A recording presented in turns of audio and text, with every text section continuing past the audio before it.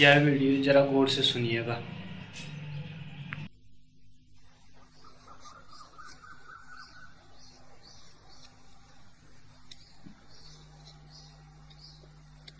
पहला प्रश्न। हसीद फकीरों ने मैं तो भाव से, सूफियों एवं भक्तों ने तो भाव से, वेदांत उपनिषद एवं जैन परंपरा ने मैं भाव से, बुद्ध एवं जैन परंपरा ने न मैं न तो भाव से, और सांडिल्य ऋषि ने उभय पराम स्याद भाव से ईश्वर को अभिव्यक्त किया। पर आप तो पिछले सभी उपायों से अभिव्यक्ति दे रहे हैं। मनुष्य प्रौढ़ हुआ है और प्रौढ़ता का सबसे महत्वपूर्ण लक्षण है विरोधाभास का अंगीकार।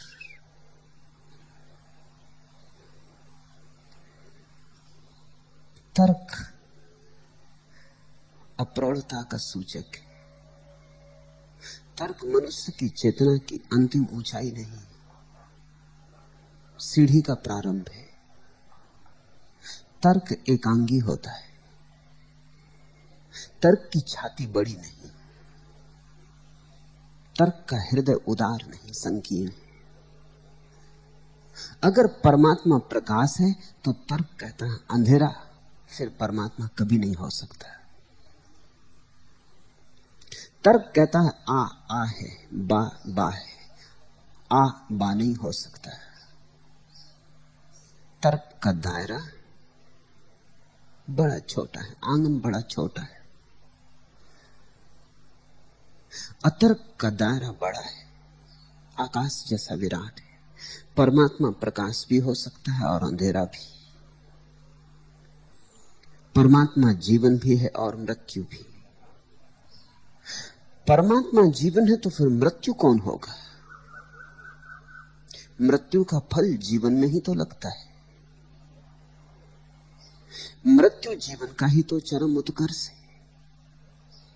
मृत्यु जीवन की ही तो समाप्ति है। मृत्यु का फूल जीवन के बाहर नहीं है, जीवन के भीतर है। जीवन की ही रसधार उसमें बहती। यदि परमात्मा जीवन है तो फिर मृत्यु भी उसे होना पड़ेगा। लेकिन तर्क के सामने अड़चन खड़ी होती। तर्क कहता है जो जीवन है वो मृत्यु कैसे हो सकता है? तर्क कहता है जो जीवन है वो मृत्यु के विपरीत होना चाहिए। परमात्मा शुभ है तो अशुभ के लिए शैतान खोजना पड़ता है, वो तर्क के कारण। क्योंकि परमात्मा कैसे अशुभ होगा? जीवन परमात्मा ने दिया, मृत्यु शैतान ने दी। शैतान की ईजाद तुम्हारी तर्क की कमजोरी के कारण है। जितना कमजोर तर्क होगा उतना ही जगत में द्वंद्व होगा, क्योंकि एक के मानने से काम नहीं चलेगा। एक में तुम दोनों को न समा सकोगे तो तुम्हें दूसरी इकाई माननी पड़ेगी। परमात्मा खुशियां दे रहा है और शैतान दुख ला रहा है। परमात्मा स्वर्ग बना रहा है और शैतान नरक बना रहा है। लेकिन शैतान कहां से आता है? तर्क को थोड़ा और आगे ले चलो तो अतर्क की समझ आने लगेगी। शैतान कहां से आता है? शैतान भी परमात्मा से ही आएगा, क्योंकि सभी उससे आता है। फूल भी उससे और कांटे भी उससे, स्वर्ग भी उससे और नरक भी उससे। मगर बड़ी छाती चाहिए कि परमात्मा से दुख भी आता है ये तुम स्वीकार कर सको। उसके लिए बड़ी प्रौढ़ता चाहिए। तर्क बचकाना है। तर्क एक सीमा खींच देता है, एक लक्ष्मण रेखा खींच देता है। कहता है इसके भीतर जो है वो ठीक, इसके बाहर जो है वो ठीक नहीं। लेकिन बाहर और भीतर जुड़े। जो श्वास भीतर गई वही तो बाहर आती, और जो श्वास बाहर गई वही तो भीतर आती। तर्क कहता है एक कुछ भी करो, श्वास भीतर लो तो फिर भीतर ही भीतर लेना, श्वास बाहर लो तो फिर बाहर ही बाहर लेना। मगर तर्क तुम्हें मार डालेगा। इसलिए तर्क में जो उलझ जाता है उसके गले में फांसी लग जाती। तर्क कहता है जिससे प्रेम किया प्रेम ही करना, जीवन ज्यादा विराट है। जिससे प्रेम किया उसी से घृणा होती, जिससे मित्रता बांधी उसी से झगड़ा हो जाता है। करुणा और क्रोध अलग अलग नहीं है, एक ही ऊर्जा की तरंगे हैं। और जो बनाना चाहता है उसे मिटाना पड़ेगा। कोई भी सृष्टा बिना विध्वंस के सृष्टा नहीं होता।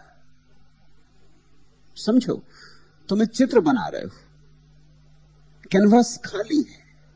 जब तुमने चित्र बनाया तो तुमने कैनवास का खालीपन नष्ट कर दिया। बिना कैनवास का खालीपन नष्ट किए चित्र न बनेगा।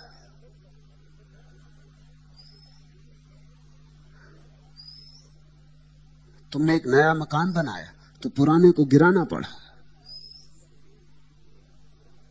और तुमने एक बच्चे को जीवन दिया तो कहीं कोई बूढ़ा मरा।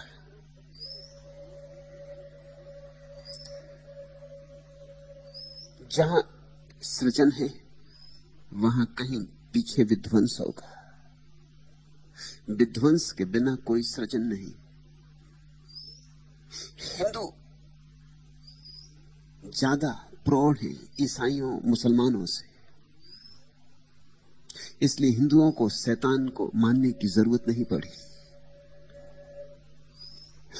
उन्होंने परमात्मा के ही 3 चेहरे बना दिए, एक के 3 चेहरे, त्रिमूर्ति बना दी। ब्रह्मा निर्माता है और विष्णु संभालने वाले और शिव विध्वंस करने वाले, मगर एक ही परमात्मा के 3 चेहरे। इन तीनों को एक परमात्मा में डाल दिया। तर्क कहेगा कि जो बनाता है वो मिटाएगा क्यों? अतर्क कहता है कि जो बनाता है उसे मिटाना ही पड़ेगा, नहीं तो बन कैसे सकेगा। तुम चाहते हो जन्म तो परमात्मा ने दिया और मृत्यु कोई और कहीं से आती, दुश्मन से आती। जिससे जन्म आता उसी से मृत्यु आती। जो तुम्हें भेजता वही एक दिन तुम्हें विदा कर लेता है। सब उसका है, लेकिन जब सब उसका है तो अड़चनें खड़ी होंगी, क्योंकि तब चीजें साफ सुथरी न रह जाएंगी। तर्क की दुनिया में चीजें साफ सुथरी होती। तर्क की दुनिया ऐसी है जैसे तुम्हारे आंगन में लगा बगीचा, सब साफ सुथरा है।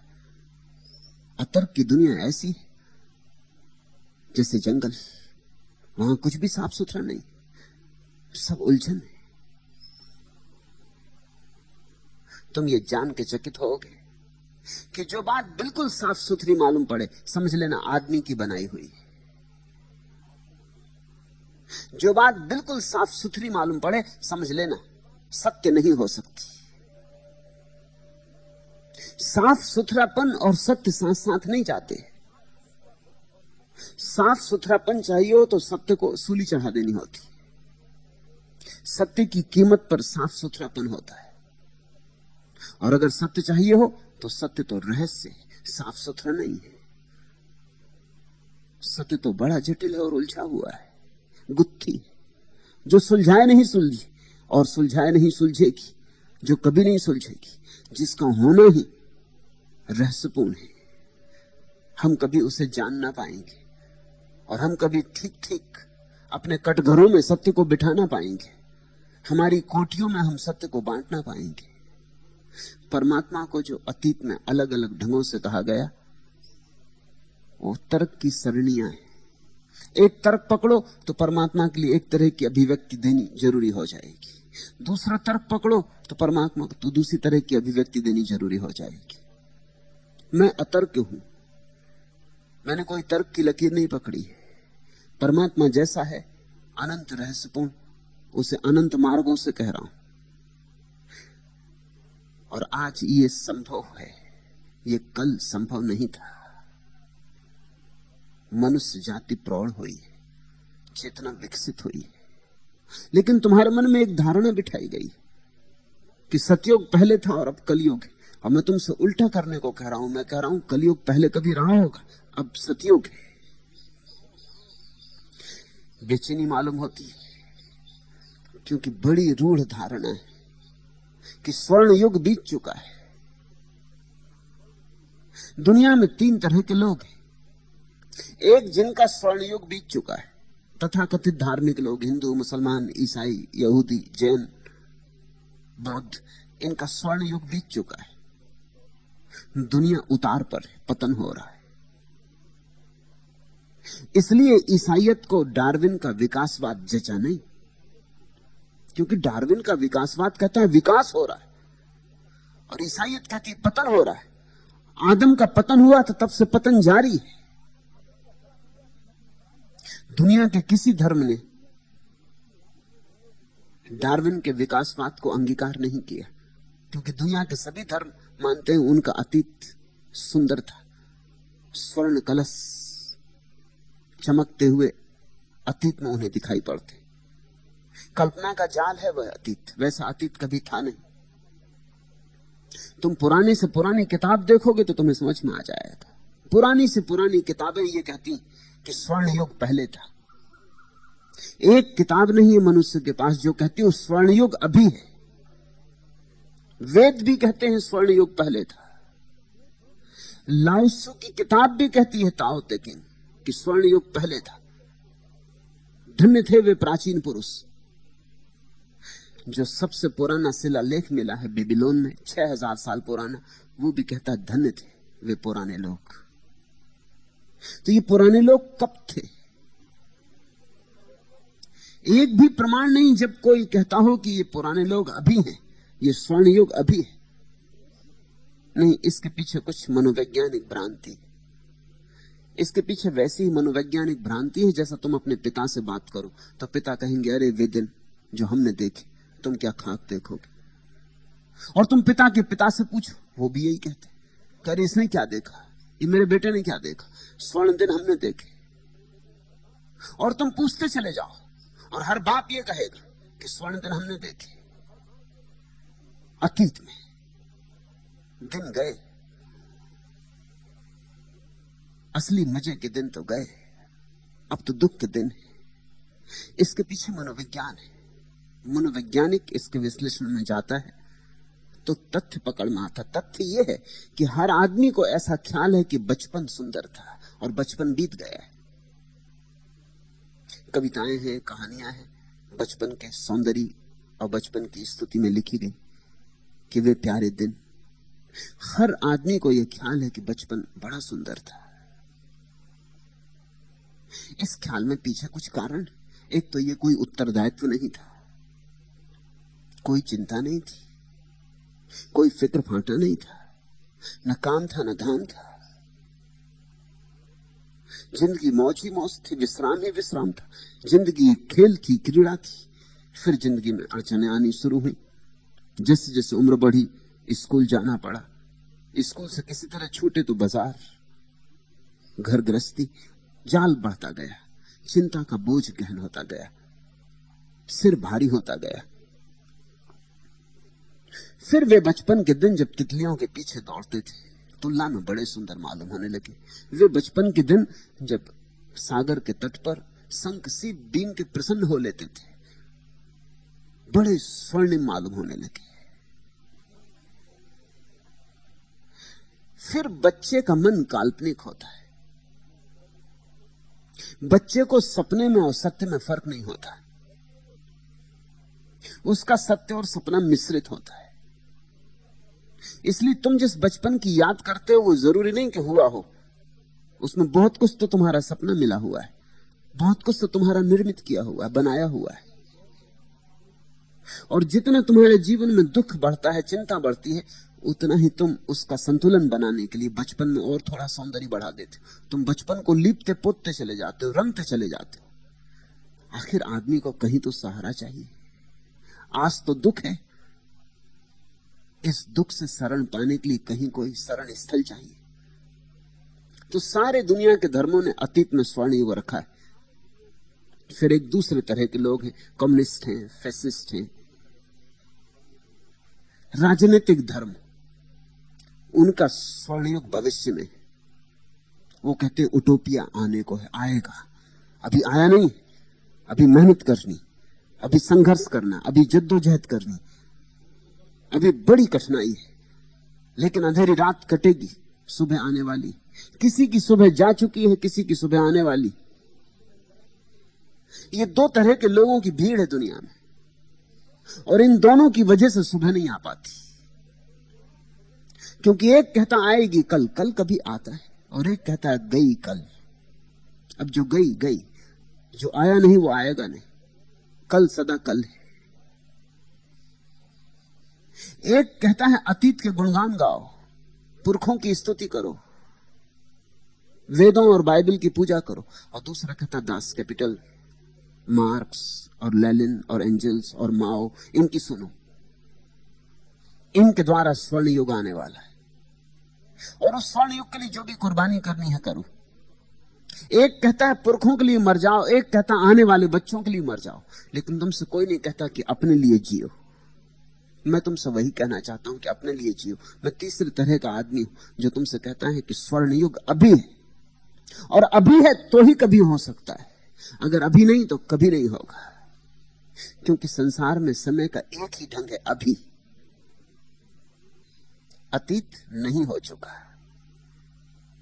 भविष्य अभी हुआ नहीं। जो है हमारे हाथ में संपदा वो वर्तमान की, और वर्तमान की संपदा ही सदा होती है। तुम्हारे पुरखों के हाथ में भी जो समय था वो वर्तमान था, तुम्हारे बच्चों के हाथ में भी जो समय होगा वो भी वर्तमान होगा।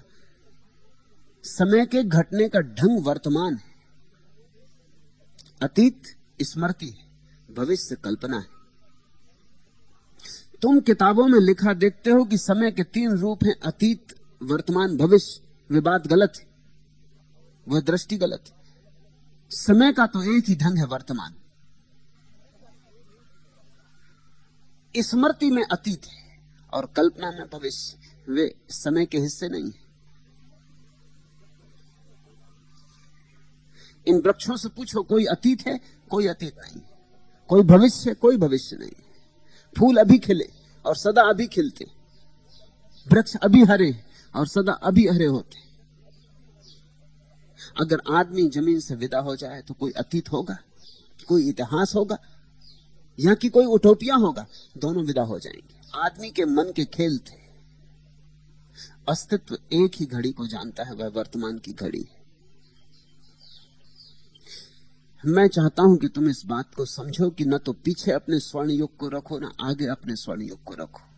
दोनों हालत में तुम दुखी रहोगे और दुख में ही मरोगे। स्वर्ण युग अभी है,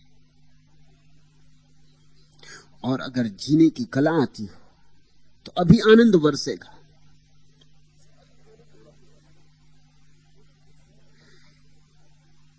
मनुष्य प्रौढ़ है, इतना प्रौढ़ जितना कभी भी नहीं था। मनुष्य पतित नहीं हो रहा है। डार्विन सच है, मनुष्य विकसित हो रहा है। ये गंगा सागर के करीब पहुंच रही है। गंगोत्री में गंगा की धारा बड़ी छीन है, फिर रोज रोज बड़ी होती जाती, क्योंकि रोज रोज नए नाले, नए नद, नए जल स्रोत मिलते जाते। आज से 5000 साल पहले जिनके पास वेद था उनके पास सिर्फ वेद था, उनके पास बाइबल नहीं थी। और जिनके पास बाइबल थी उनके पास सिर्फ बाइबल थी, वेद नहीं था। आज तुम धन्यभागी हो, तुम्हारे पास वेद भी है, कुरान भी है, बाइबल भी है, धम्मपद भी। आज बहुत से धाराएं आके चेतना की गंगा में मिल गई। आज की दुनिया में जो कहता है मैं सिर्फ मुसलमान हूं, उसे अजायब घर में रख दो। आज की दुनिया में जो कहता है मैं सिर्फ हिंदू हूं,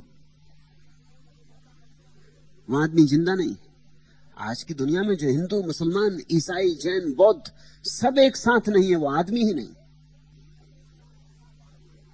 आज तो सारी मनुष्य जाति की वसीयत हमारी है। आज कुरान मेरा उतना ही है जितना धम्मपद, और गीता मेरी उतनी ही है जितना ताओ ते की। पृथ्वी एक हुई है, आदमी इकट्ठा हुआ है। सारी चेतना की अलग अलग विकसित होती धाराएं एक गंगा में सम्मिलित हुई। इसलिए आज ये संभव है कि हम सारी अभिव्यक्तियों का उपयोग कर लें और कोई अड़चन ना आए। इसलिए तो मैं जीसस पे बोलता हूं, कोई अड़चन नहीं। महावीर पे बोलता हूं, कोई अड़चन नहीं। बुद्ध पे बोलता हूं, कोई अड़चन नहीं। कोई अड़चन का कारण नहीं। अड़चन खड़ी होगी तर्कवादी को, वो कहेगा जीसस ने ऐसा कहा और महावीर ने वैसा कहा। उसका सत्य बड़ा छोटा है। अगर जीसस का सत्य है तो फिर महावीर असत्य हो जाते। मेरा सत्य बहुत बड़ा है। उसमें जीसस ने जो कहा वो एक पहलू है, महावीर ने जो कहा वो दूसरा पहलू। वे दोनों पहलू आपस में विपरीत हों मगर वे एक ही सत्य के पहलू। तुम्हारी पीठ और तुम्हारा चेहरा एक ही आदमी के हिस्से, हालांकि एक दूसरे के विपरीत है। तुम्हारी पीठ और तरफ, तुम्हारा चेहरा और तरफ। तुम्हारा बायां हाथ और तुम्हारा दायां हाथ एक दूसरे के विपरीत है, और चाहो तो दोनों को लड़ा भी सकते हो या कि नहीं लड़ा सकते। बाएं दाएं हाथ को लड़ा सकते हो, इतने विपरीत है। और बाएं दाएं हाथ का एक ही काम में सहयोग भी ले सकते हो, तुम पे निर्भर है। बाइबल और कुरान लड़ेंगे या साथ साथ खड़े होंगे? तुम्हारा बायां और दायां हाथ लड़ेगा कि संयुक्त सहयोग करेगा, ये तुम पे निर्भर है।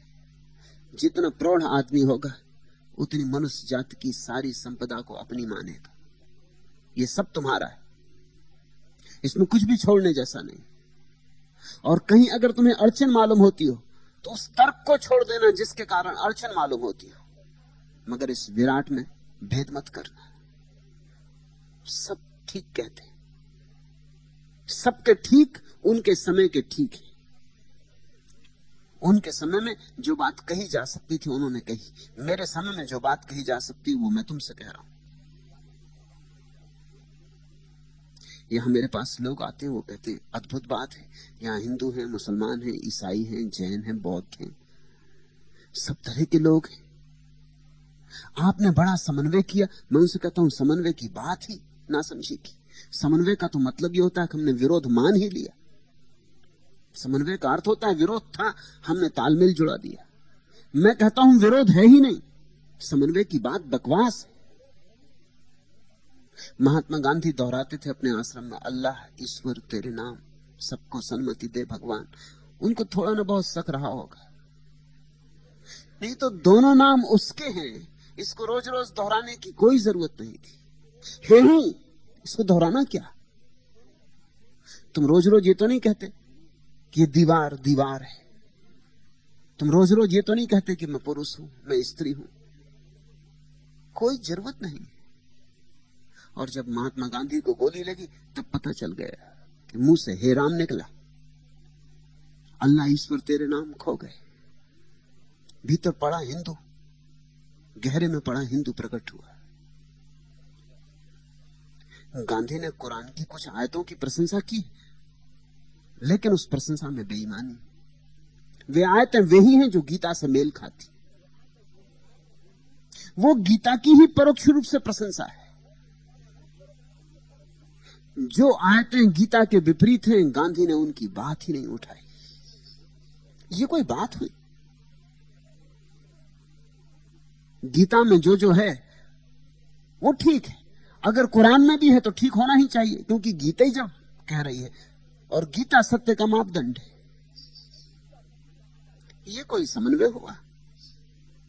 ये ऊपर की लिपापोती हुई, ये राजनीति है। इस राजनीति का कोई मूल्य नहीं है। इसलिए गांधी जिन्ना को धोखा न दे पाए। गांधी हिंदू थे तो जिन्ना मुसलमान था। और जितना ही मैंने इस पर सोचा है, मैंने पाया है, अगर गांधी ना होते तो शायद हिंदुस्तान पाकिस्तान न बंटता। क्योंकि गांधी की थोती समन्वय की बात जिन्ना को कभी जमी नहीं। वो समन्वय थोता था, ऊपर ऊपर था, भीतर गहरे में हिंदू धारणा थी। हर चीज में हिंदू धारणा थी। हां, इतनी कुशलता थी कि हिंदू धारणा जहां जहां किसी और से मेल खाती हो उसको भी ठीक कहते थे, मगर उसको ठीक कहने का कोई प्रयोजन ही नहीं रहा। दूसरे को ठीक कहने का अर्थ तभी है जब तुम्हारी विपरीत धारणा जाती हो, लेकिन तब समन्वय की बात नहीं उठती। तब तो सत्य एक है, उसके अनेक पहलू हैं। सब पहलू अपने ढंग से सही है, और कोई पहलू पूरे सत्य का प्रतिपादक नहीं, और कोई पहलू पूरे सत्य का दावा नहीं कर सकता। न गीता, न कुरान, न बाइबल, न मैं, न तुम, कोई कभी पूरे सत्य का दावा नहीं कर सकता। सत्य इतना विराट है कि उसके नए नए पहलू रोज रोज उघड़ते रहेंगे। मेरे बाद लोग होंगे और वे सत्य के और नए पहलू खोजेंगे। आदमी विकसित होता रहेगा, सत्य की नई नई भूमियां टूटती रहेंगी, सत्य के नए नए लोग खोजे जाते रहेंगे। इसका कोई अंत नहीं है, ये यात्रा अनंत है। इसलिए कहीं सत्य समाप्त नहीं होता। जितना हमने जाना उतना सत्य है, उसके पार भी सत्य है जो दूसरे जानेंगे, जो कभी जाना जाएगा। समन्वय की बात नहीं है, विराट पर दृष्टि रखने की बात है, अनंत पर दृष्टि रखने की बात है। इसलिए मैं इन सारी अभिव्यक्तियों का उपयोग करता हूं। ऐसी अभिव्यक्तियां जो कि बिल्कुल ही विरोधी हैं, फिर भी मुझे विरोध नहीं दिखाई पड़ता, क्योंकि मैं दोनों के भीतर छिपे हुए एक ही परमात्मा को देखता हूं। जैसे समझो, इतनी विरोधी बात है। महावीर ने कहा आत्मा ही एकमात्र ज्ञान है, जिसने आत्मा को जाना उसने सब जाना। और बुद्ध ने कहा आत्मा ही एकमात्र अज्ञान है, और जिसने आत्मा को माना उससे बड़ा कोई अज्ञानी नहीं। अब इससे विपरीत और क्या दो बातें खोजोगे? लेकिन फिर भी मैं तुमसे कहता हूं, ये दोनों पहलू एक ही सत्य के। महावीर जब कहते हैं आत्मा, तो एक पहलू प्रकट करते, क्योंकि सत्य की परम अनुभूति में ही पता चलता है कि मैं हूं। मेरा होना तब तक तो रेत पर बना है, जब तक मुझे सत्य की अनुभूति नहीं हुई, तब तक तुम्हारे होने का क्या अर्थ है? तुमसे कोई पूछे कि तुम हो, तो तुम क्या उत्तर दोगे? नाम बताओगे, लेकिन नाम तो सब झूठे रखे हुए। जब तुम पैदा हुए थे, राम रख लेते तो चल जाता, रहीम रख लेते तो भी चल जाता, कुछ भी नाम रख देते तो चल जाता। सब नाम रखे हुए।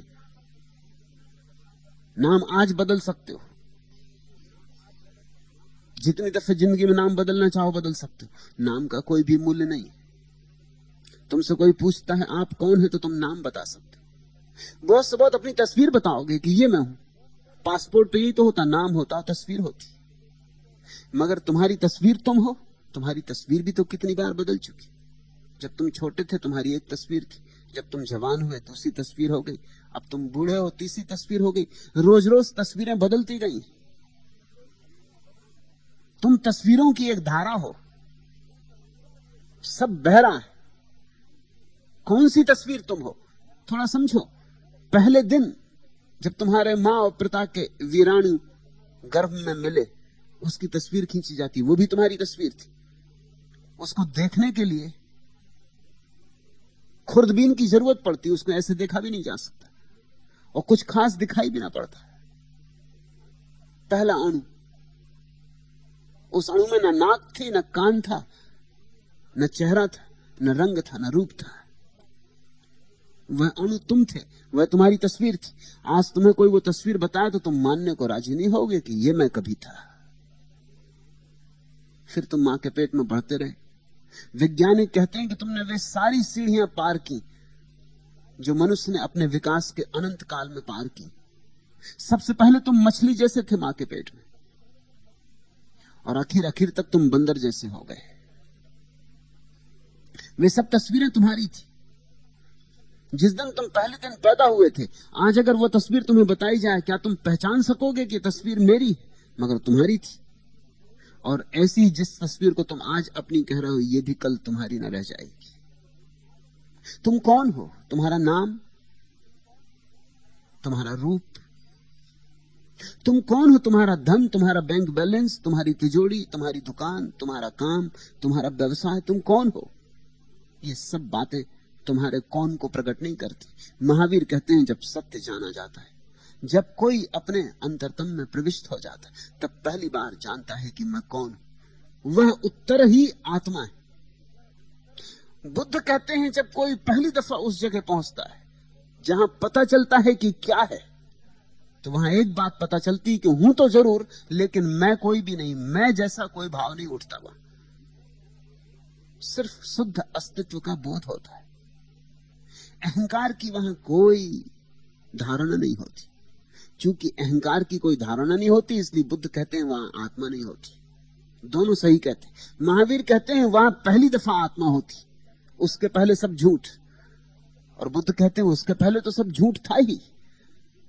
ये आत्मा शब्द भी उसके पहले ही पकड़ा गया है, ये भी वहां नहीं होता। वहां निराकार होता, निर्गुण होता, शून्य भाव होता। दोनों ठीक कहते हैं। अगर दोनों को एक साथ कहो तो विरोधाभासी वक्तव्य हो जाएगा। जीसस ने यही कहा। जीसस ने कहा जो अपने को खोएगा वह पाएगा,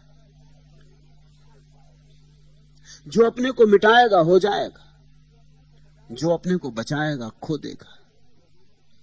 अगर अपने को पाना हो तो अपने को मिटा दो। जीसस के वक्तव्य में बुद्ध और महावीर की दोनों की बातें आ गई। बीज अपने को मिटाता है तो वृक्ष हो जाता है, बूंद अपने को मिटाती तो सागर हो जाती। मिटना और होना एक ही सिक्के के दो पहलू। महावीर ने एक पहलू पर जोर दिया, बुद्ध ने दूसरे पहलू पर जोर दिया। और दोनों के जोर देने के अपने अपने कारण थे, अपना अपना प्रयोजन था। और दोनों के जोर देने को हम गलत नहीं कह सकते। दोनों बातें सच है, दोनों बातें एक साथ सच है। जब सारे शास्त्र एक साथ सच हो जाते हैं तब तुम समझना कि तुम्हारे जीवन में छोटी छोटी सीमाएं टूटी, छोटे छोटे आंगन मिटे, तुम आकाश बने। जिस दिन तुम एक ही साथ बाइबल, कुरान और वेद के लिए गवाही दे सको, उस दिन समझना कि तुम प्रौढ़ हुए, उस दिन बचपन गया। आज मनुष्य प्रौढ़ है, इसलिए यह संभव है कि जो मैं कह रहा हूं वो कहा जा सके। मेरी बातों में तुम्हें बहुत विरोधाभास मिलेंगे, अनिवार्य है। अगर सत्य कहना हो तो विरोधाभासी होगा, पैराडॉक्सिकल होगा। अगर असत्य कहना हो तो विरोधाभासी नहीं होता। कोई जरूरत नहीं असत्य के विरोधाभासी होने की। असत्य साफ सुथरा होता है, सत्य रहस्यपूर्ण है। मगर यही तो मजा है सत्य का कि वह रहस्यपूर्ण है। मैं चाहूंगा कि तुम भी इस रहस्य में उठो। तर्क के साफ सुथरेपन को छोड़ो, तर्क की बनाई हुई बगिया को छोड़ो, सत्य के जंगल में प्रवेश करो। वही आनंद है, क्योंकि वहां परमात्मा के हाथ की छाप है। तुम्हारे बगीचे में सब कृत्रिम है। मेरे इस बगीचे में लोग आते हैं, वो कहते हैं ये कैसा जंगल जैसा है, जान के ये जंगल जैसा है। मैं भी जंगल जैसा हूं।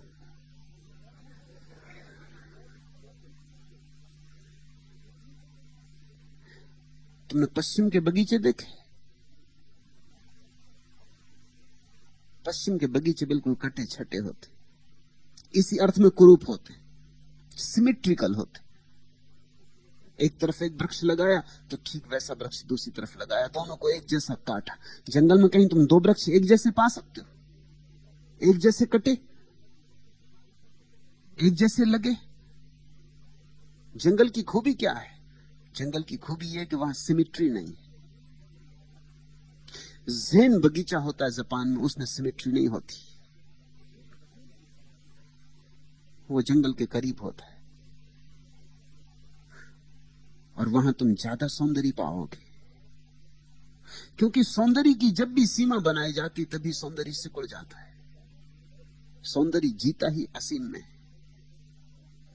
एक पक्षी को पिंजड़े में बंद करके रख दिया है, ये भी पक्षी है माना, मगर क्या बहुत पक्षी है? ज्यादा पक्षी नहीं, क्योंकि पक्षी उतना ही होता है जितना खुला आकाश उसे उपलब्ध होता है।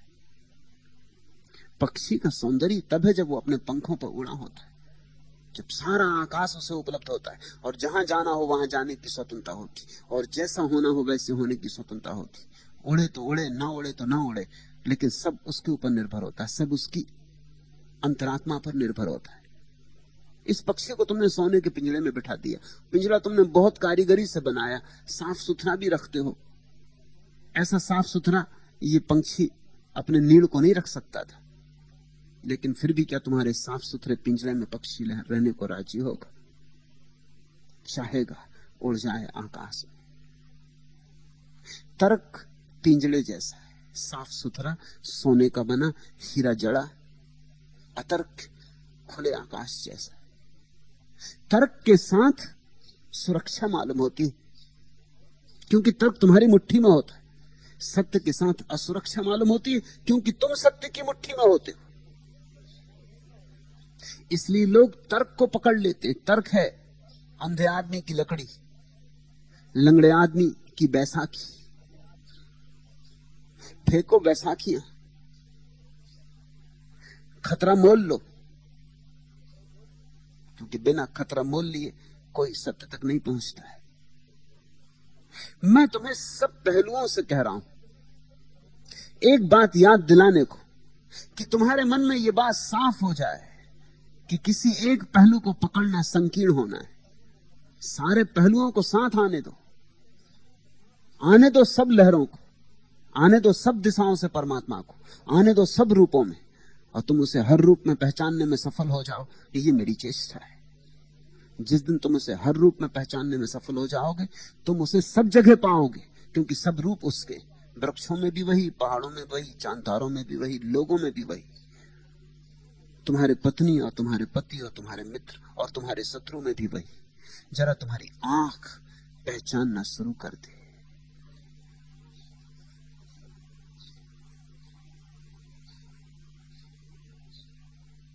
दूसरा प्रश्न, आपने कहा कि नेति नेति ज्ञान का उद्घोष है और इति इति भक्ति का।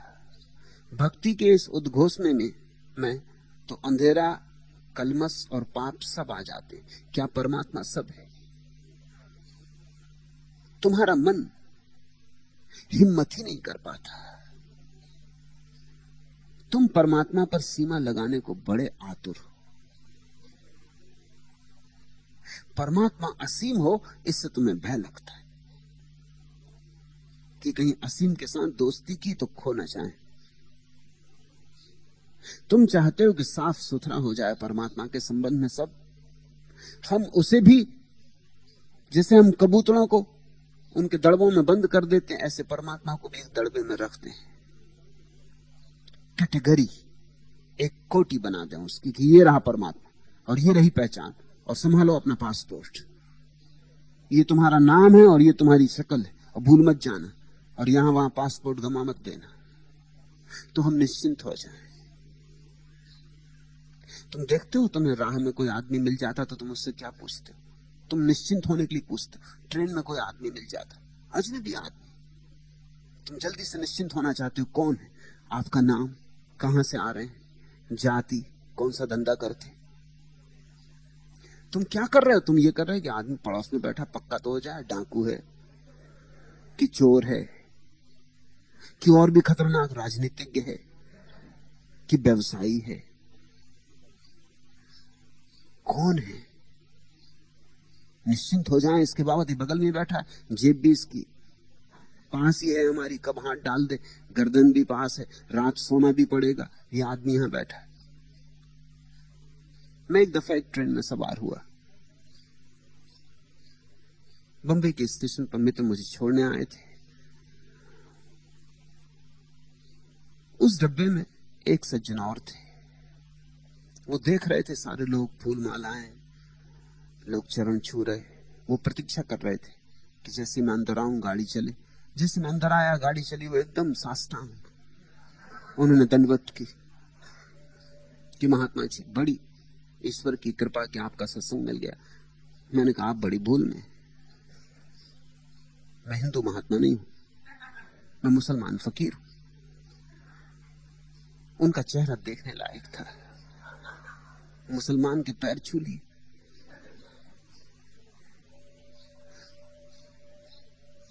बोले नहीं नहीं, ऐसा कैसे हो सकता है, जैसे कि मैं मुसलमान होने में कोई अड़चन है, ऐसा कैसे हो सकता है। नहीं नहीं, आप मजाक कर रहे हैं। अब वो अपने को समझाने लगे कि आप मजाक कर रहे हैं। मैंने कहा मजाक क्यों करूंगा, सच्ची बात आपसे कह दी, वैसे आपकी मर्जी, हिंदू मानना हो हिंदू मान लो। अब उनको बड़ी बेचैनी हो गई, पैर छू लिए। मैंने कहा आपको ज्यादा बेचैनी हो तो मैं आपके पैर छू लूं तो उधार खत्म। नहीं नहीं, उन्होंने कहा ऐसी कोई बात नहीं, मगर आप लगते तो हिंदू। मैंने कहा बड़ी मुश्किल, मैं कहता हूं कि मैं मुसलमान हूं, आप कहते हैं कि आप लगते हिंदू, आपको सिर्फ अपना बचाव करना है। वो जो पैर छू लिए, फिर वो अपना अखबार पढ़ने लगते, फिर बार बार देखते, कोशिश करते कि आदमी हिंदू है कि मुसलमान। मैंने उनसे कहा नाहक ना परेशान हो, मैं हिंदू ही हूं, ऐसे ही मजाक कर रहा था। फिर उन्होंने दंडवत किया, उन्होंने कहा कि वो मैं जानता ही था, आप बिल्कुल हिंदू मालूम पड़ते हैं, जो लोग छोड़ने आए थे वो भी हिंदू थे। आपने भी खूब मजाक किया। उन्होंने फिर जब पैर छू लिए, मैंने कहा भी और झंझट हो गई, मैं मजाक अब कर रहा था।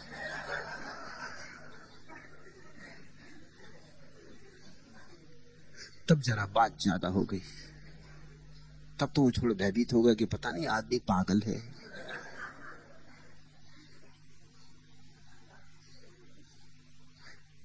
जैसे ही टिकट कलेक्टर आया, वो बाहर गए और उससे बोले कि मुझे दूसरे कमरे में जाना।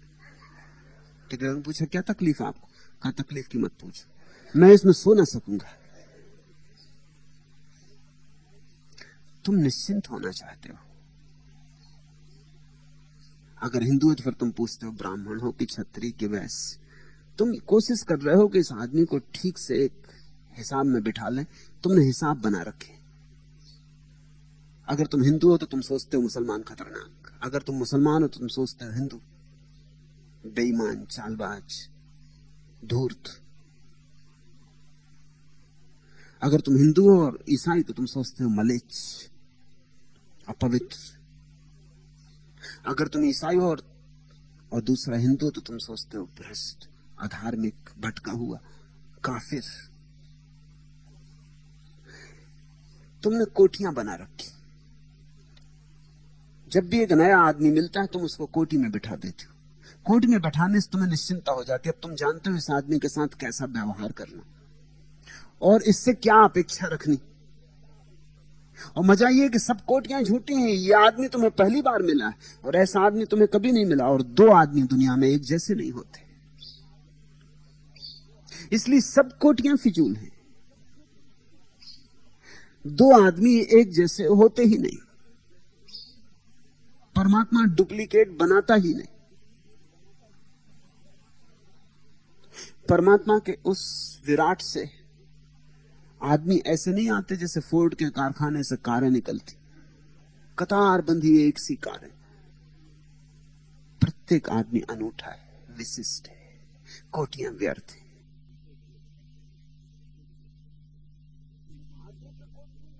आदमी पे कोटी नहीं लगती, लेकिन तुम परमात्मा पे भी कोटी लगाना चाहते हो। तुम अपनी धारणाएं अपने पर तो थोपे ही हुए हो, तुम परमात्मा की भी थोपना चाहते हो। तुम कहते हो जिसको मैं शुभ मानता हूं वह तो परमात्मा में हो तो मैं आज्ञा दूंगा, लेकिन जिसको मैं अशुभ मानता हूं उसको कैसे परमात्मा में मानूं? तुम्हारे शुभ अशुभ की धारणा का मूल्य कितना है? क्या शुभ है, क्या अशुभ है? किस बात को तुम शुभ कहते हो? तुमने जाना कैसे कि शुभ क्या है? किस बात को तुमने अशुभ तय कर लिया है? कैसे तय कर लिया है? कोई आदमी मर गया तो अशुभ है? इससे सिर्फ इतना ही सिद्ध होता है कि तुम्हारी जीवेशना प्रबल है और कुछ नहीं। तुम सदा जीना चाहते हो, इसलिए मौत को अशुभ मानते हो। इससे मौत अशुभ नहीं होती, इससे सिर्फ तुम्हारी जीवन की प्रबल वासना सिद्ध होती। तुम सदा जीना चाहते हो, हालांकि तुम्हारे जीवन में कुछ भी नहीं मगर अपने को घसीटे रखना चाहते हो। किसी भी तरह जीना है, किसी भी कीमत पर जीना है। जीना तो है ही, चाहे नालियों में सड़ना पड़े, चाहे भूखों मरना पड़े, चाहे कैंसर से दबा रहना पड़े, जीना तो है ही। जीना शुभ है, जीवन शुभ है और मृत्यु अशुभ है। तो सवाल उठता है कि परमात्मा कैसे मृत्यु का देने वाला हो सकता है? नहीं नहीं, मृत्यु कहीं और से आती होगी। कोई शैतान होगा स्रोत मृत्यु का, तुम कहते हो फूल तो सुंदर है, कांटे सुंदर नहीं है, मगर ये तुम्हारी धारणा है। तुम्हारी धारणा परमात्मा मानने को मजबूर नहीं है। अच्छा तो यह हो कि तुम भी उसी तरह निर्धारणा में हो जाओ जैसे परमात्मा। फूल भी सुंदर है और कांटे भी सुंदर है। तुमने कांटे का सौंदर्य नहीं देखा। छोटी सी बात से तुम अटक गए हो कि कभी कभी कांटा तुम्हारे हाथ में चुभ जाता है, हाथ से लहू निकल आता है, लेकिन लहू का रंग और फूल का रंग एक है। जैसे तुम्हारे हाथ से लहू निकला है, ऐसे ही इस कांटों से भरी झाड़ी में गुलाब निकला है। ये कांटे उस गुलाब की रक्षा कर रहे हैं। ये उस गुलाब के दुश्मन नहीं, ये उसके पहरेदार हैं, ये उसके बॉडीगार्ड हैं, अंगरक्षक हैं। ये कांटे भी सुंदर हैं। फिर तुम देखते हो सौंदर्य की भी तो धारणाएं बदलती रहती। जमाने गए जब गुलाब सुंदर हुआ करता था, अब कैक्टस सुंदर हो गया। अब जो पढ़े लिखे लोग हैं, सुसंस्कृत लोग हैं, उनके घर से गुलाब विदा हुआ। गुलाब यानी बुर्जुआ, गुलाब यानी मध्यम वर्गीय, गुलाब यानी रूढ़िग्रस्त परंपरागत लोग। अब जो आधुनिक कवि हैं वो गुलाब के गीत नहीं गाते। गुलाब के गीत कौन गाएगा? कैक्टस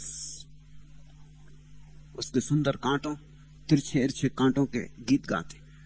कैक्टस को घर में सजाते, बैठक खाने में। कैक्टस पहले भी लोग लगाते थे, खेत वगैरह की बागोड़ पे लगा देते थे कि जंगली जानवर भीतर प्रवेश ना कर जाएं, कोई चोर ना घुस जाए। अब कैक्टस बैठक खाने में आ गए। गुलाब जा चुका। गुलाब प्रतीक हो गया अरिस्टोक्रेसी का, अभिजात्य का। कैक्टस सर्वहारा, प्रोलिटेरियत, गरीब, दरिद्र नारायण। भाषाएं बदल जाती। पहले अगर परमात्मा गुलाब का फूल था तो अब कैक्टस का पौधा है। परमात्मा के ऊपर कोई धारणा नहीं लगती। धारणाएं तुम बनाते हो, फिर तुम थक जाते हो एक धारणा से तो धारणा बदल लेते हो, ऊब जाते हो तो धारणा बदल लेते हो, फिर नई धारणा कर लेते हो, उससे भी ऊब जाओगे। जो व्यक्ति सभी धारणाओं से ऊब गया वही धार्मिक है, जो कहता कोई धारणा ना बिठाऊंगा। मैं हूं कौन? मेरा इस अस्तित्व में बस क्या है? मैं अपने ढांचे में क्यों बिठाना चाहूं जगत को? मैं क्यों कहूं यह कुरूप वह सुंदर? और परमात्मा सुंदर ही होना चाहिए, कुरूप नहीं। परमात्मा न तो सुंदर है और न कुरूप है। सुंदर और कुरूप की धारणाएं मनुष्य की इजादें। तुम जरा सोचो, तीसरा महायुद्ध हो गया, सारे आदमी समाप्त हो गए। पृथ्वी पर कुछ सुंदर होगा, कुछ असुंदर होगा। गुलाब भी होंगे, कैक्टस भी होंगे, तुम न होगे, लेकिन तब गुलाब और कैक्टस में फर्क करने वाला कोई ना होगा। तब दोनों होंगे, न सुंदर न असुंदर। रात भी आएगी और कोई डरेगा नहीं, और दिन भी आएगा और कोई सूरज की प्रार्थना स्तुति नहीं करेगा। जिंदगी भी चलेगी, पौधे होंगे, पक्षी होंगे, और मौत भी आएगी, लेकिन न तो जिंदगी का कोई स्वागत करने वाला होगा, न मौत का कोई इंकार करने वाला होगा। आदमी गया कि सब धारणाएं गई, आदमी गया कि द्वंद गया। तीसरे महायुद्ध की प्रतीक्षा मत करो। द्वंद को तुम गिरा दो अपने भीतर अभी, और तुम अचानक पाओगे कि द्वंद के गिरते ही न तो कुछ शुभ है, न कुछ अशुभ है, न कुछ नीति है, न कुछ अनीति है। और मैं तुमसे ये नहीं कह रहा हूं कि तुम जाके मनुष्यों के साथ ऐसा तैसा कैसा भी व्यवहार शुरू कर दो, क्योंकि मनुष्य परमात्मा नहीं है, वे बर्दाश्त नहीं करेंगे। तुम ये मत कहना कि जब कुछ नीति नहीं, कुछ अनीति नहीं, तो बाएं क्यों चलूं? मैं दाएं चलूंगा या बीच रास्ते में चलूंगा? जहां मौज होगी वैसे चलूंगा। वो जो पुलिस वाला खड़ा है वो कोई परमहंस नहीं है, वो थाने ले जाएगा पकड़ के। उस पर भी ध्यान रखना। बाएं ही चलना, लेकिन इतनी बात जान लेना कि बाएं चलो कि दाएं चलो, सब व्यवहारिक है, पारमार्थिक नहीं है। इनका मूल्य व्यवहारिक है। अमेरिका में लोग दाएं चलते, इससे कुछ नुकसान नहीं हुआ जा रहा। हिंदुस्तान में बाएं चलते क्योंकि अंग्रेज बाएं चलने की आदत छोड़ गए। बाएं चलो कि दाएं चलो, लेकिन एक बात तय है कि जहां भीड़ भाड़ है वहां कुछ नियम बनाना होगा। नियम सिर्फ व्यवहारिक है। अगर भीड़ भाड़ ना हो तो नियम की कोई जरूरत नहीं होती। इसलिए छोटे देहात में बाएं चलो कि दाएं चलो कौन फिक्र करता है? जहां मर्जी हो वहां चलो, कोई रोकने वाला भी नहीं, कोई चिंता लेने वाला भी नहीं। जैसे जैसे नगर बड़ा होगा वैसे वैसे व्यवस्था आनी शुरू होगी। जितना महानगरी होगी उतने नियम आ जाएंगे, जितनी भीड़ होगी उतने नियम लाने ही पड़ेंगे। अकेला आदमी बिना नियम के जी सकता है, जब तुम दूसरे से जुड़ते हो तो नियम अनिवार्य हो जाता है। लेकिन ध्यान रखना, नियम अनिवार्य है फिर भी व्यवहारिक है, पारमार्थिक नहीं। उसकी कोई अंतोगत्वा सत्ता नहीं है, वो कोई सत्य नहीं है।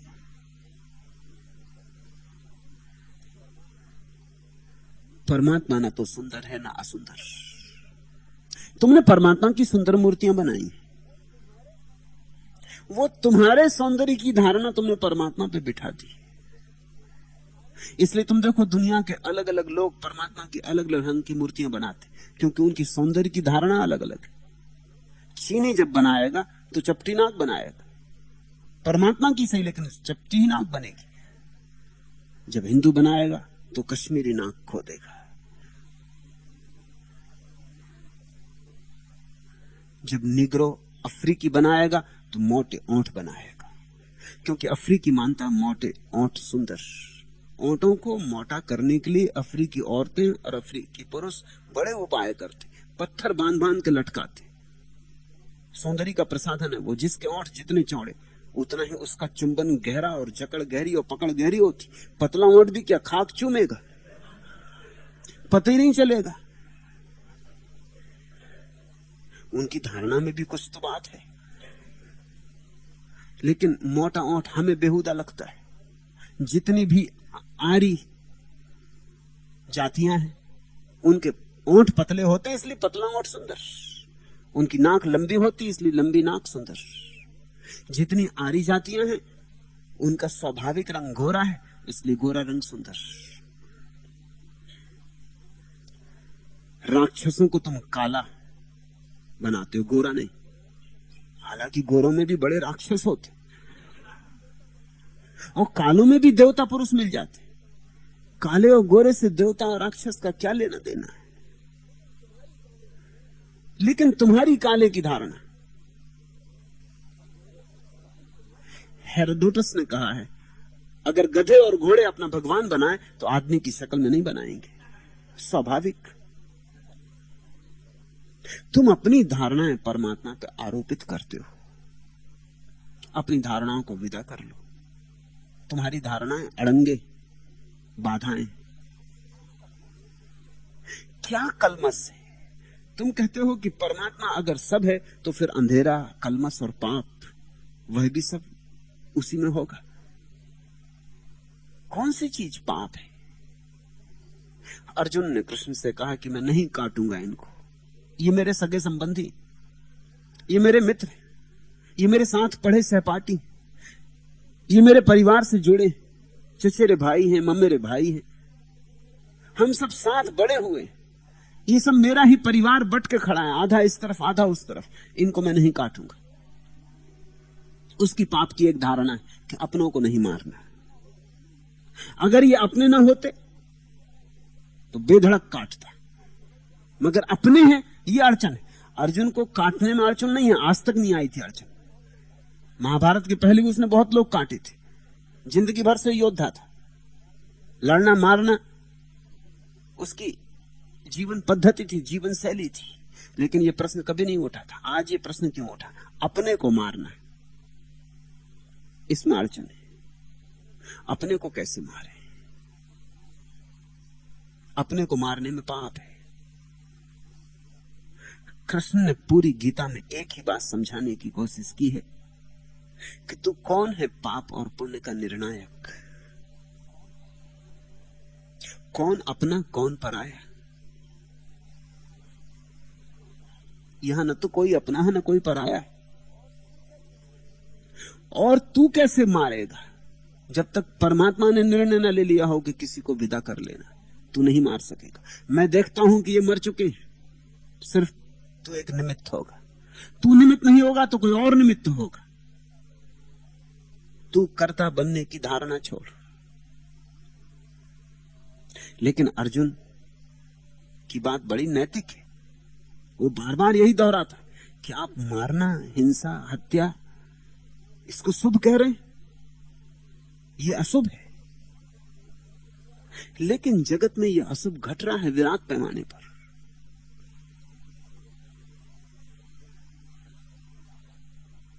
एक पक्षी आता है, सरकते हुए पतंगे को खा जाता है, ऊपर से एक बाज झपट्टा मारता है, पक्षी को खा जाता है। छोटी मछली बड़ी मछली के द्वारा खाई जा रही है। सारे जगत में हर चीज एक दूसरे का भोजन है। अगर हिंसा पाप है तो ये सारा अस्तित्व पाप से भरा है। मगर हिंसा पाप है, ये हमारी धारणा है। हिंसा क्यों पाप है? क्योंकि हम नहीं चाहते कि कोई हमें मारे। वो भय भीतर की कोई हमें मारे ना। प्रगट में हिंसा पाप है ऐसा सिद्धांत बन जाता है। इसलिए तुमने देखा जितने कमजोर और कायर लोग होते हैं, अहिंसा परमो धर्मा के सिद्धांत को जल्दी से मान लेते। और अहिंसा परमो धर्मा के सिद्धांत ने लोगों को कायर भी बनाया। इस देश में जो 1000 साल तक गुलामी चली वो न चली होती।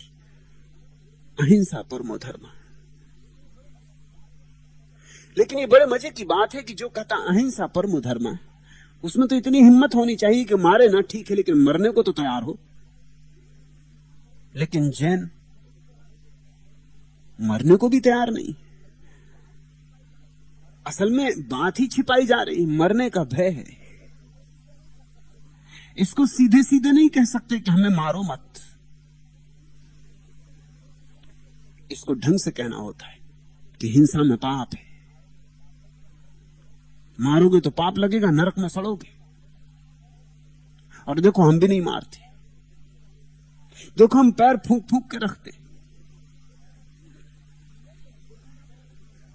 लेकिन हिंसा से मुक्ति नहीं होती, सिर्फ हिंसा नए और सूक्ष्म रूप ले लेती। जैनों ने खेतीबाड़ी बंद कर दी क्योंकि लगा कि इसमें हिंसा होती, पौधे में जान है, फिर पौधे को उखाड़ना पड़ेगा, फसल काटनी पड़ेगी। तो जैनों ने खेतीबाड़ी बंद कर दी। वे सब दुकानदार हो गए, उन्होंने सबने दुकानें खोल ली। लेकिन कभी नहीं सोचा कि वो जो दुकान पर ब्याज ले रहे हैं, वो जो दुकान पर जो लाभ ले रहे हैं, वो भी शोषण है और हिंसा है। वृक्ष काटने बंद कर दिए, आदमी काटने शुरू कर दिए। मगर काटना सूक्ष्म हो गया, ऊपर ऊपर दिखाई नहीं पड़ता। प्रूधा ने कहा है सब धन चोरी है, क्योंकि सब धन में छीना झपटी। धन ऐसे ही है जैसे खून। जैसे खून के बिना आदमी नहीं जी सकता, वैसे धन के बिना मुश्किल हो जाता है। खून पीना बंद कर दिया, धन पीना शुरू कर दिया। तुम ऐसा समझो कि एक आदमी को तुमने गुलाम बनाया और रात भर उससे पैर दबाए, ये हिंसा है। और तुमने 1000 रुपए कमा लिए। 1000 रुपए से तुम चाहो तो 1000 आदमियों से रात भर पैर दबाओ। 1000 रुपए से तुम चाहो तो 1000 तरह के काम ले लो। 1000 रुपए में कई चीजें छिपी हैं। एक गुलाम में तो एक ही गुलाम था, 1000 रुपए में 1000 काम छिपे। तुम्हारी जेब में 1 रुपया पड़ा है, किसी से पैर दबाओ, 1 गिलास दूध पी लो, कि सिर की चंपी करवाओ, कि किसी से नाक रगड़वाओ, कहो कि 3 दफे नाक रगड़ो, रुपया दूंगा। या जो भी चाहो, एक बोझ ढुवाओ, किसी की गर्दन पे बैठ जाओ, किसी से रिक्शा चलवाओ। तुम्हारा 1 रुपया कई चीजें लिए बैठा है। रुपए की विसात बड़ी है। एक आदमी को तुम गुलाम बना लो, उससे कोई ज्यादा काम नहीं ले सकते, सीमा है। मगर 1 रुपए की सीमा बड़ी, इसीलिए आदमी से भी ज्यादा मूल्यवान रुपया हो गया। सब चीजों से मूल्यवान रुपया हो गया, क्योंकि रुपए के विकल्प बहुत छिपे हैं। 1 रुपए में न मालूम कितनी बातें छिपी। जरा हुक्म दो और चीजें हाजिर हो जाएंगी। चाय चाहिए चाय, शरबत चाहिए शरबत, ठंडा तो ठंडा, गरम तो गरम, आदमी तो आदमी, औरत तो औरत, जो चाहिए वो। 1 रुपया तुम्हारी जेब में क्या पड़ा है? तुम सारी दुनिया को अपनी जेब में रखे हुए हो। एक दफा ये बात समझ में आ गई, कौन खेती बाड़ी करे? फिर आदमी की खेती बाड़ी शुरू हुई।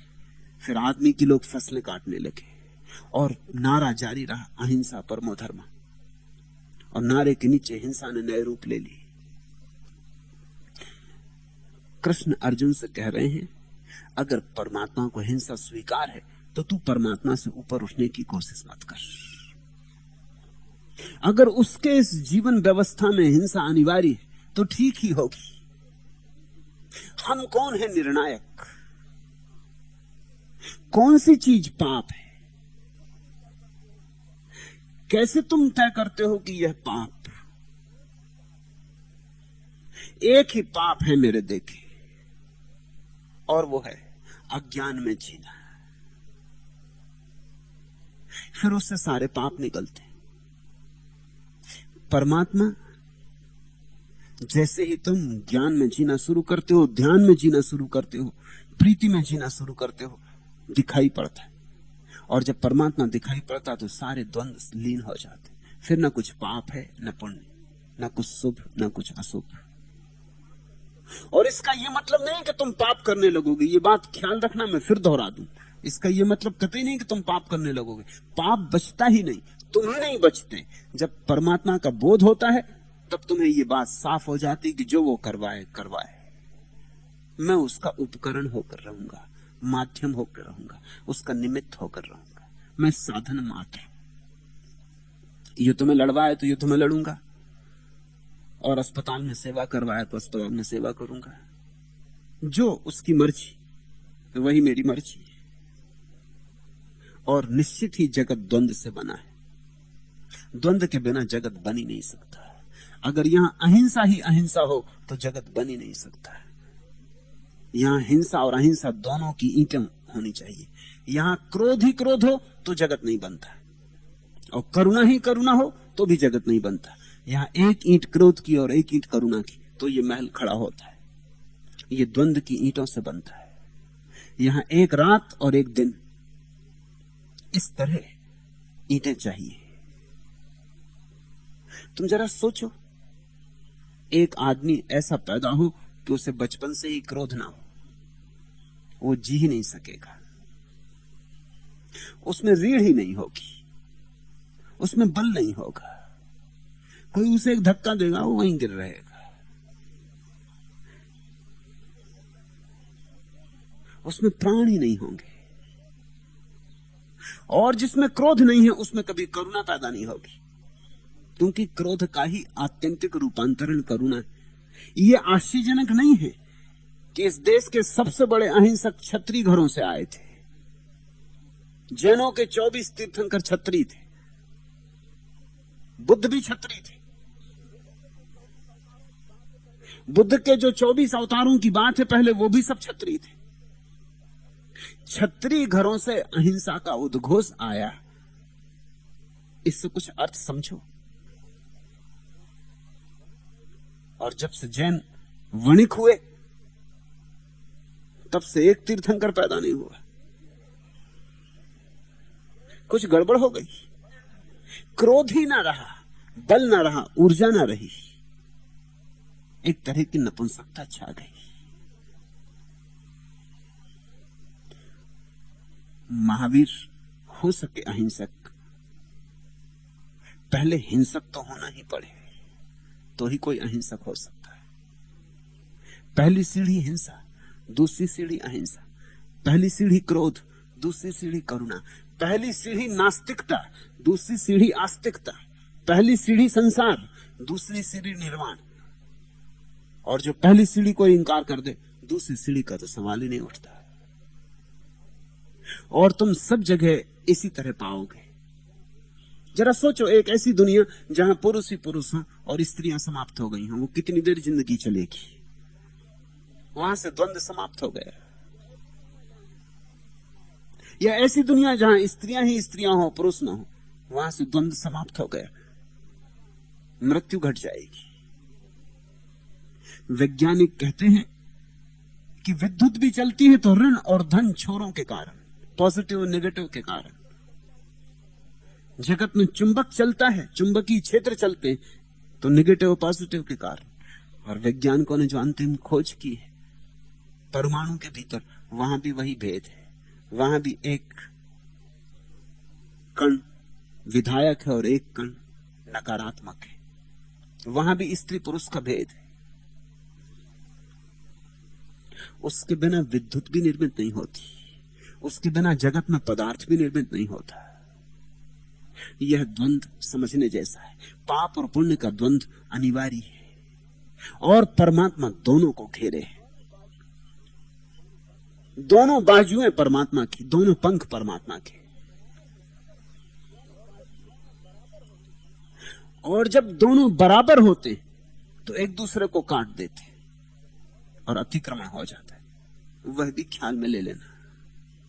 परमात्मा में पाप भी है, पुण्य भी है, दिन भी है, रात भी है, जीवन भी, मृत्यु भी, लेकिन दोनों बराबर मात्रा में, इसलिए एक दूसरे को काट देते और परमात्मा अतिक्रमण कर जाता, दोनों के पार हो जाता। तुमने देखा इस देश में, अकेले इस देश में हमने अर्ध नारीश्वर की प्रतिमा बनाई। परमात्मा आधा पुरुष आधी स्त्री। वो महत्वपूर्ण, बड़ी वैज्ञानिक है। दुनिया में वैसी प्रतिमा कहीं नहीं है। उतनी गहरी सूझ नहीं हुई, उतने गहरे लोग गए नहीं कि परमात्मा स्त्री पुरुष दोनों होने चाहिए। इसलिए तुम ये जान के भी चकित होगे कि संस्कृत में ब्रह्म शब्द नपुंसक लिंग है, क्योंकि जब स्त्री पुरुष दोनों मिल जाएंगे एक दूसरे को काट देंगे, फिर जो शेष बचेगा वो अतिक्रमण कर गया। वो न तो पुरुष है न स्त्री है, वो दोनों के पार हो गया, लेकिन दोनों की मौजूदगी के कारण पार हुआ। आपने कहा कि नेति नेति ज्ञान का उद्घोष है, न यह न वह, और इति इति भक्ति का, यह भी वह भी। भक्ति के इस उद्घोष में तो अंधेरा, कलमश और पाप सब आ जाते, निश्चित आ जाते। भक्त की छाती बड़ी है, भक्त अतर्क है। ज्ञानी की छाती छोटी है, ज्ञानी तर्क है। परमात्मा में सब आना ही चाहिए, उसके बाहर कुछ हो ही नहीं सकता। नरक भी होगा तो उसके भीतर ही होगा, स्वर्ग भी होगा तो उसके भीतर ही होगा। इसलिए तुमसे कहता हूं, अगर नरक में भी हो तो भी स्मरण रखो कि परमात्मा में हो,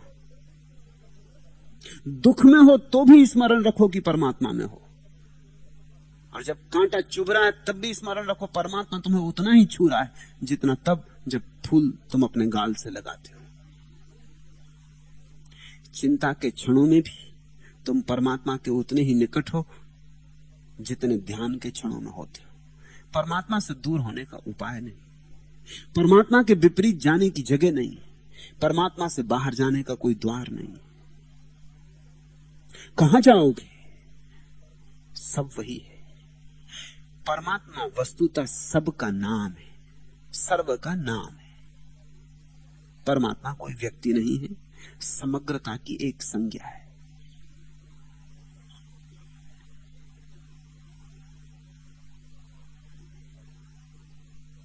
और इसलिए परमात्मा को समझना कठिन हो जाता। समझ बने तो कैसे बने? शुभ ही शुभ होता तो समझ जाते, अशुभ ही अशुभ होता तो भी समझ जाते। समझ एकदम ठिठक के खड़ी रह जाती। जहां समझ ठिठक जाती वहीं प्रीति काम आती।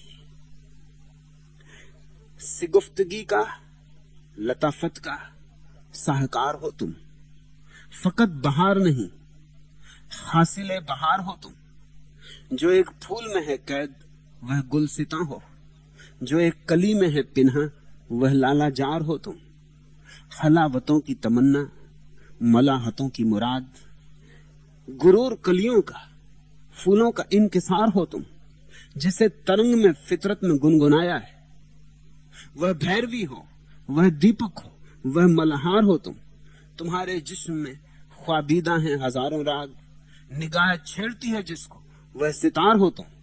जिसे उठा न सकी जुस्तजू वह मोती हो, जिसे गूंध न सकी आरजू वह हार हो तुम। जिसे बूझ न सका इश्क वह पहेली हो, जिसे समझ न सका प्यार भी वह प्यार हो तुम। समझ परमात्मा की संभव नहीं, प्रीति संभव है। प्रीति भी समझ नहीं पाएगी, लेकिन प्रीति अनुभव कर लेगी। प्रीति समझ की चिंता ही नहीं करती, प्रीति स्वाद ले लेती। फिक्र क्या है कि मिठास को समझे या न समझे, मिठास का स्वाद आ गया, मिठास तुम्हारे रगरेसे में फैल गई, मिठास में तुम डूब गए। फिक्र क्या है, समझे कि नहीं समझे, हो गए मिठास। प्रीति परमात्मा बन जाती, भक्त भगवत्ता में लीन हो जाता। समझ तो वह भी नहीं पाता, समझ तो समझदार भी नहीं पाते, भक्त भी नहीं पाता, समझ संभव ही नहीं। क्योंकि समझ के लिए एक अनिवार्य शर्त है कि विरोधाभास ना हो, पैराडॉक्स ना हो, और सत्य विरोधाभासी है। इसलिए समझ तो थक के गिर जाती, समझ तो अवाक होकर रह जाती, समझ तो कह देती इसके आगे और मेरी गति नहीं। इसलिए जो समझ पर रुक जाते हैं वो कभी धार्मिक नहीं हो पाते, समझदार धार्मिक नहीं हो पाते, और इसलिए उनकी समझदारी दुनिया की सबसे बड़ी नासमझी सिद्ध होती। धार्मिक होने के लिए नासमझी चाहिए, पागलपन चाहिए, हिम्मत चाहिए कि समझ को भी सिकोड़ के एक तरफ रख दो कि ठीक है तू आगे नहीं जाती, हम जाते, तू यहीं रहे। इस घटना का नाम ही सन्यास है, समझ को एक तरफ छोड़कर आगे बढ़ जाना और कहना समझ जहां तक ला सकती थी ले आई, धन्यवाद, अब आगे हम अकेले जाएंगे। प्रीति ले जाती है अंततः, स्वाद, अनुभव, अनुभूति। फिर कौन फिक्र करता है समझने की?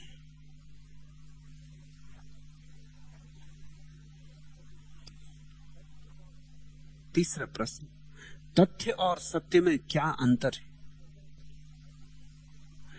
तथ्य है सामयिक सत्य और सत्य है शाश्वत तथ्य।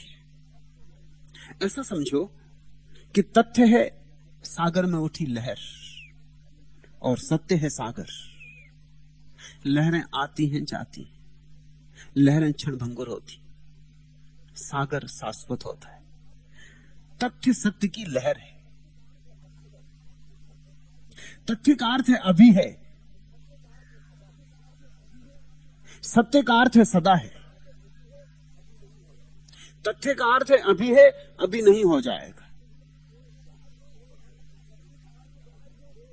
जिसे समझो तुम्हारी देह तथ्य है, एक दिन नहीं थी। आज से 40 साल 50 साल पहले तुम्हारी देह नहीं थी, और आज से 40 साल 50 साल बाद फिर नहीं हो जाएगी। एक तथ्य था, पानी मोटी एक लहर थी जो 70 80 साल या 100 साल रही। 100 साल का कोई ज्यादा मूल्य मत समझ लेना। संसार के बड़े पैमाने को देखते हुए 100 साल कुछ भी नहीं, क्षणभंगुर भी नहीं। तो देह तथ्य है तो जरूर, लेकिन नहीं हो जाएगी। इसके होने में नहीं होना छिपा है, इसके होने में नहीं होना बड़ा हो रहा है।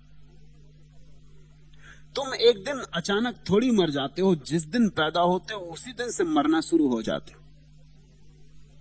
फिर रोज रोज धीरे धीरे मरते मरते एक दिन मृत्यु पूरी हो जाती।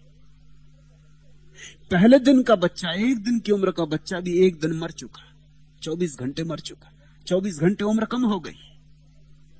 तुम जिनको जन्मदिन कहते हो, अच्छा हो कि उनको मृत्यु दिन कहो, उनका जन्मदिन से कोई संबंध नहीं।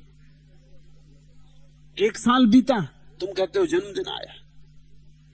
1 साल और कम हो गई उम्र, मौत 1 साल करीब आ गई, तुम कहते हो जन्मदिन आया कि मौत करीब आ गई, मौत निकट हो गई। तथ्य का अर्थ है जिसके भीतर नहीं होना छिपा है और बड़ा हो रहा है। पानी का बबूला जैसे जैसे बड़ा हो रहा है फूटने के करीब आ रहा है। सत्य का अर्थ है तुम्हारे भीतर वो जो साक्षी है, जो इस देह में रहे, उस देह में रहे, अनंत देहों में रहा है, अनंत देहों में रहेगा, फिर भी सदा है। वो जो साक्षी भाव, वो जो ध्यान है, वो जो जागरूकता है भीतर, चैतन्य है, वह सदा है। ऐसा ही समझो पानी का एक बबूला उठा, बबूला क्षणभंगुर है, जल्दी ही फूट जाएगा, लेकिन बबूले के भीतर जो हवा थी वो बचेगी, और बबूले में जो पानी था वो भी बचेगा। बबूला संयोग था, बना और टूटा। इस जगत में जो संयोग बनते हैं उनका नाम तथ्य, और इस जगत में जो संयोग से नहीं बनता वरन शाश्वतता से है, जो सब संयोगों में होता है लेकिन स्वयं संयोग नहीं है, उसका नाम सत्य है। उसे परमात्मा कहो या जो भी नाम देना चाहो, एक तो जरूर यहां कुछ है जो सदा है, जो आता नहीं जाता नहीं, जो सदा मौजूद है, जिसका कोई अतीत नहीं होता और जिसका कोई भविष्य भी नहीं होता, जो सदा वर्तमान है, वही सत्य है।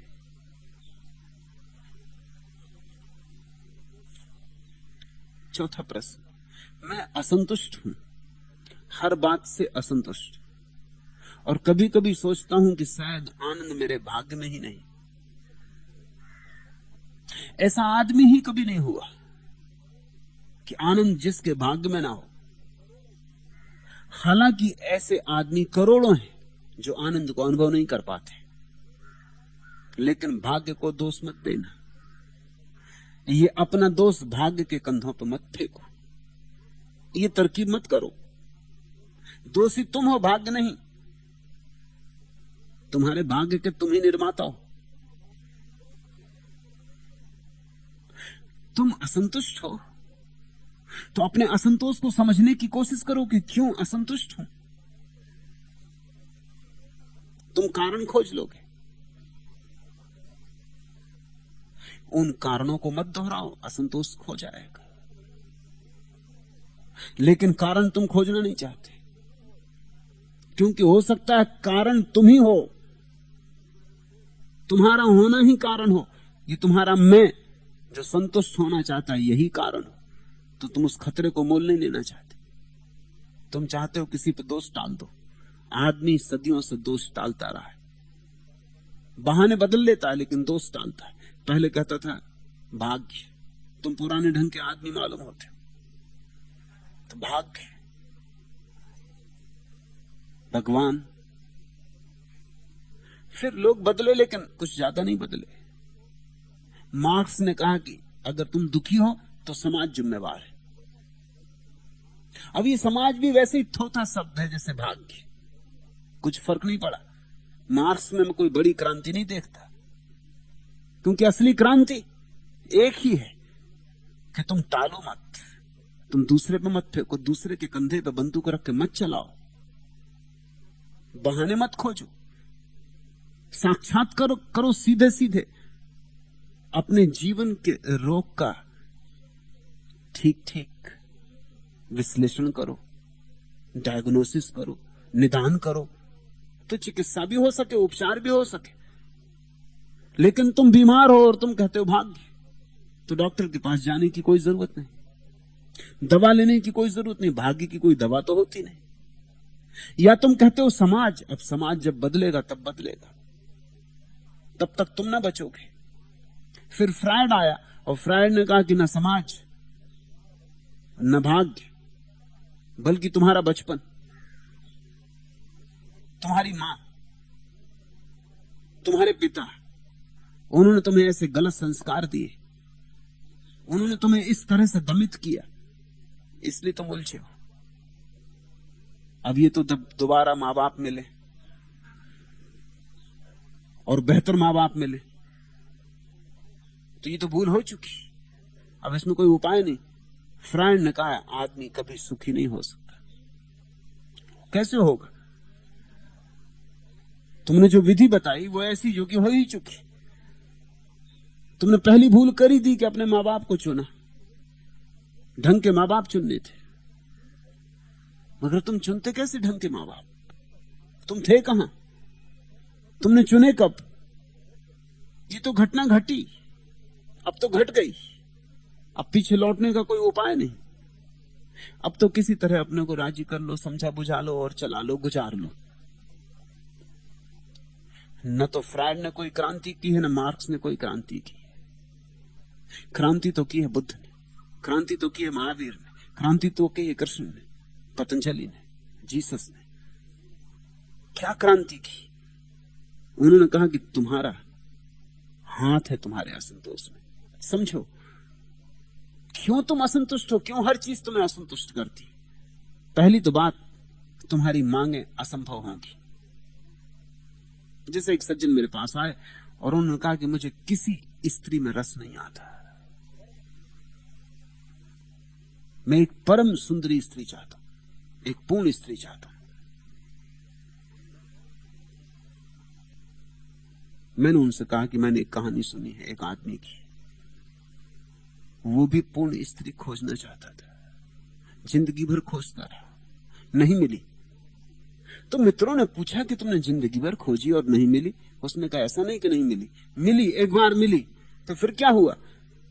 तो उसने कहा कि दुर्भाग्य मेरा कि वो पूर्ण पुरुष खोज रही थी। अब तुम पूर्ण स्त्री खोजने चले हो, इसकी बिना फिक्र किए कि तुम पूर्ण पुरुष हो या नहीं। पूर्ण पुरुष हो जाओ तो शायद पूर्ण स्त्री मिल जाए, शायद तुम्हारे पड़ोस में ही रहती हो। पूर्ण को पूर्ण दिखाई पड़ता है, अपूर्ण को तो पूर्ण दिखाई भी नहीं पड़ सकता, दिखाई भी पड़ जाए तो पहचान में नहीं आ सकता।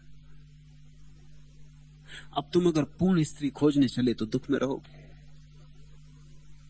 तुम्हारी मांगे असंभव हैं तो असंतोष होगा। मांगों को सीमा में लाओ आदमी के।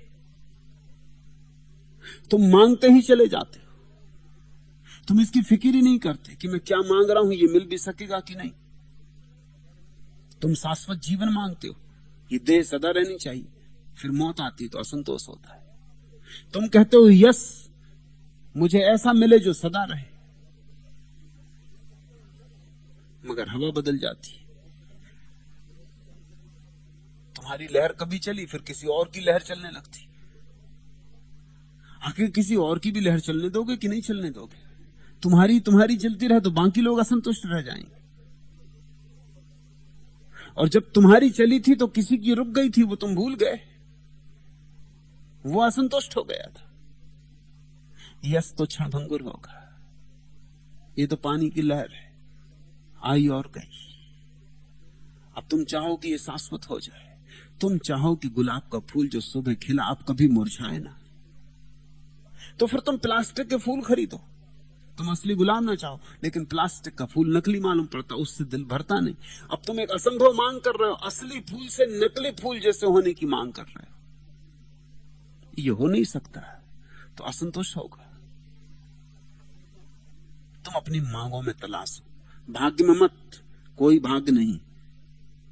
तुम्हारी मांगे कुछ ऐसी होंगी, तुमने अपने ऊपर कुछ ऐसी मांगे बिठा रखी होंगी, कुछ ऐसे आदर्श बिठा रखे होंगे जो पूरे नहीं होते। पूरे नहीं होते तो पीड़ा होती। मैं तुम्हें राज बताता हूं, संतुष्ट होने का राज है। मांगो ही मत, जियो, जो है उसको जियो। असंभव मांगे मत करो, जीवन की सामान्यता को स्वीकार करो। परसों एक युवती पश्चिम से आई, रोने लगी, कहने लगी कि जब मैं वहां से चली थी तो बड़ी आशाएं लेके चली थी, यहां आई हूं तो मैं अपने को बहुत साधारण पाती हूं, तो दुखी हो रही। उसकी हालत समझो, वही तुम्हारी हालत होगी। चली होगी अपने घर से तो सोचा होगा कि जब आश्रम में पहुंचेगी तो बैंड बाजा बजेगा, कोई हाथी वगैरह पे बिठाल के जुलूस निकाला जाएगा, कोई स्वागत किया जाएगा। सभी के मन में ऐसी धारणाएं होती, सभी ऐसी कल्पनाओं में जीते। फिर ये कल्पनाएं पूरी नहीं होती, ना कोई जुलूस निकालता, ना कोई हाथी घोड़े पे बिठाता, ना कोई बैंड बाजे बजाता। एकदम से लगता अरे मैं साधारण। जब चली होगी तो अपने गांव में अकेली सन्यासिनी थी, यहां आई तो देखा कि यहां 1000 सन्यासी। स्वभाव था, एक सन्यासी हो एक गांव में तो सबकी नजर उस पर पड़ेगी। जहां 1000 सन्यासी हो कौन देखता है? 1000 सन्यासियों में चेहरी खो जाएगा, सब गैरिक वस्त्रधारी एक जैसे मालूम होते, साधारण मालूम होने लगी होगी। अब पीड़ित हो रही, लेकिन पीड़ा किस कारण हो रही? असाधारण होने की आकांक्षा की थी, विशिष्ट होने की आकांक्षा की थी। उसी आकांक्षा ने ये कष्ट पैदा किया है। इसको न समझोगे तो कष्ट जारी रहेगा। अपनी साधारणता को स्वीकार करो। सुना नहीं तुमने, सांडिल्य ने कहा कि परमात्मा विशिष्ट नहीं है, साधारण है, अविशिष्ट है। ऐसे ही तुम भी साधारण हो जाओ। जैन फकीर लिंची से किसी ने पूछा कि तुम्हारी साधना क्या है? उसने कहा जब भूख लगती तो खाना खा लेता, और जब प्यास लगती तो पानी पी लेता, और जब नींद आती तो सो जाता।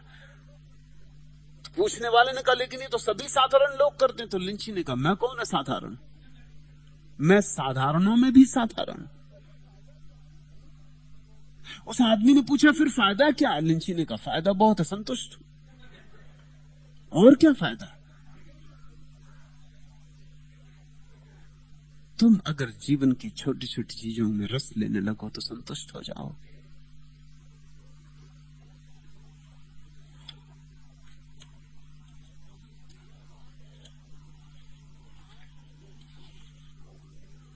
मुझे आज फिर तुमसे मिलकर नाउमीदी हुई है। वही तर्जे गुफ्तार, चेहरे पे उदासी का आलम, जमाने की बेदाद, हालत की फज अदाई का सिकवा, तग और ताज, तकदीर की नारसाई का मातम, तही दामनी पर पसेमान होने की मासूम कोशिश, जवां खूबसूरत महकते हुए रोज और सबका तसव्वुर, निसात आफरी महफिलों में कभी बारियाबी का अरमा, गुलाबों की मानिंद खिलते हुए जिस्म छूने की ख्वाहिश। मुझे कब से हसरत है एक सब कभी तुम मेरी महफिले नाज में यूं भी आते, मुझे जिस्म और जान की सभी राहतें सौंप देने में कोई तकल्लुफ न होता। ये कोई प्रेसी कह रही अपने प्रेमी से, मुझे आज फिर तुमसे मिलकर नाउमीदी हुई है।